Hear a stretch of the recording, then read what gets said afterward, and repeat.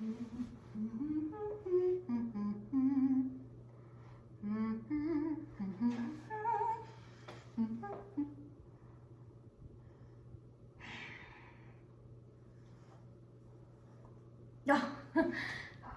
thank God for that thing. My husband got it for me. Some people think it's ridiculous, a deaf woman with an iPhone, but that's just ignorance, and there's no app for that. No. But you should know that that little device over there is a major concession for me. You see, I don't like to fit in. I spent too much of my life trying too hard. The only thing we're fitting in is your genes. That's what I tell my son.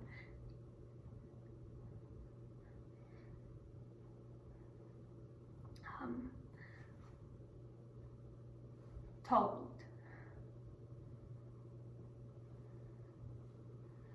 Every day, parents make millions of decisions.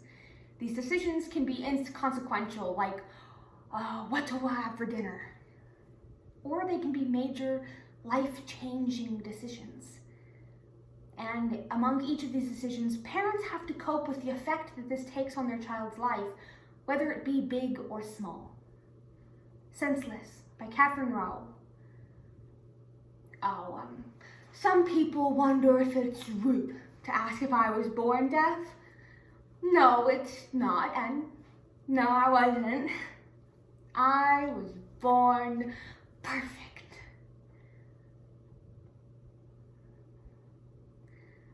I love the sound of my mom singing, and I still remember what my dad's laugh sounds like. But when I was 11, I had this epic war with meningitis, and then poof, all of a sudden, I couldn't hear Mom singing anymore, and Dad stopped laughing.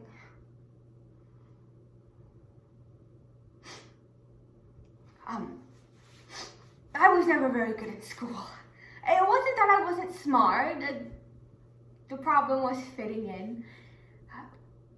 Kids didn't understand me on so many levels, and I didn't understand them either, so school was lonely. Well, until I met Terry. At first, he just smiled a lot, and then he would write me notes. Email, circa 1989. Eventually, Terry learned sign, and his hands were big and slow and clumsy, but so was my heart, so it all worked out in the end. When we got married, Terry had no idea what he got himself into.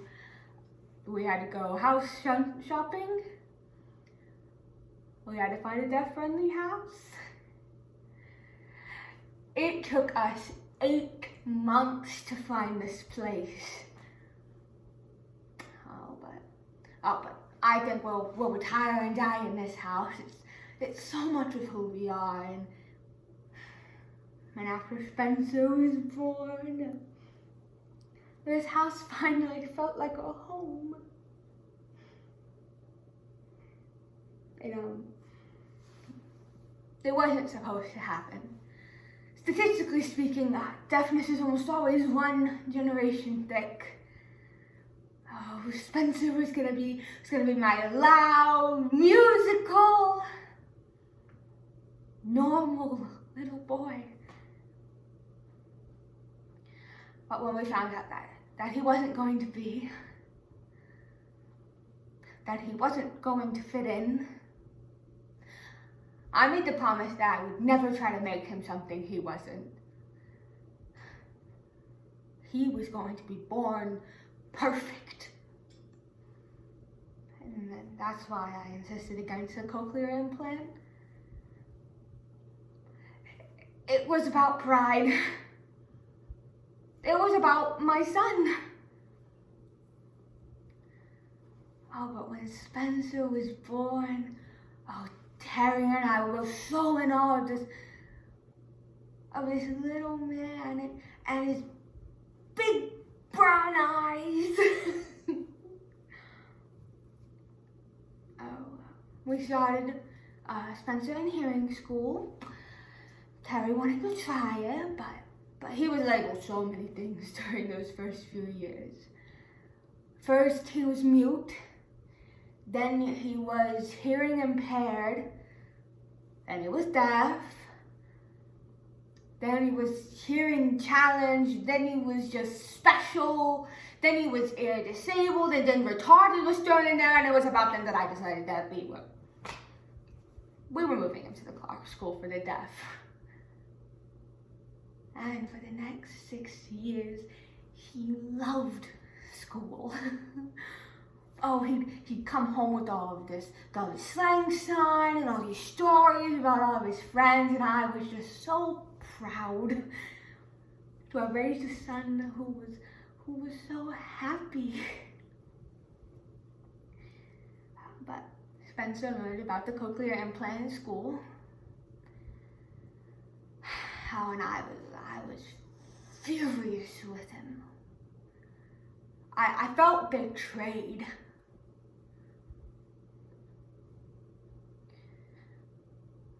But when I finally agreed to talk about it,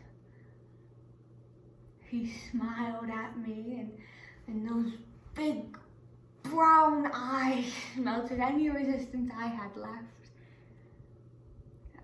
Spencer said he was going to go to the library and bring us home some research about the surgery, and on his way out the door, he made some smart aleck comment about how in the future, if I wanted to get my way, I should remember that the silent treatment doesn't work on the deaf.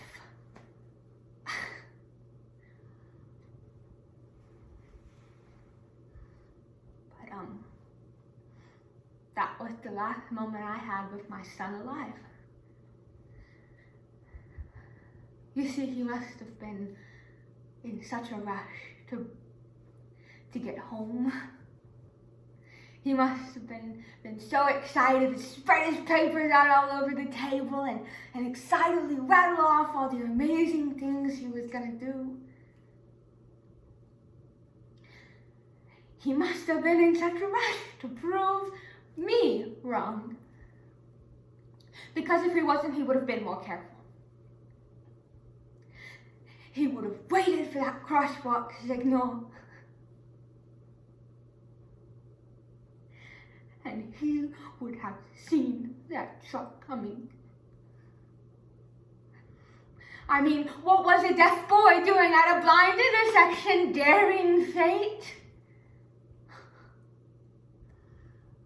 Why was I so proud, so selfish? When he was born, why did I say no? When he asked about it, why didn't I just say yes? Why didn't I let him find his own way? Why didn't I just let him live his own life? Why didn't I listen to him?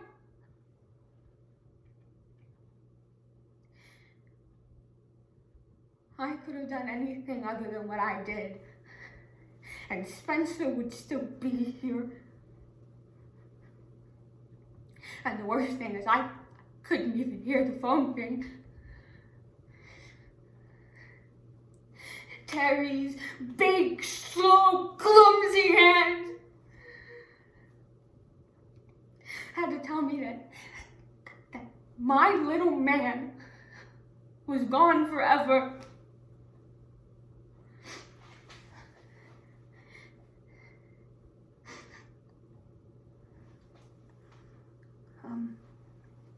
It's Terry. The funeral director has confirmed this weekend. Thank God for email. I don't know how I would say the words,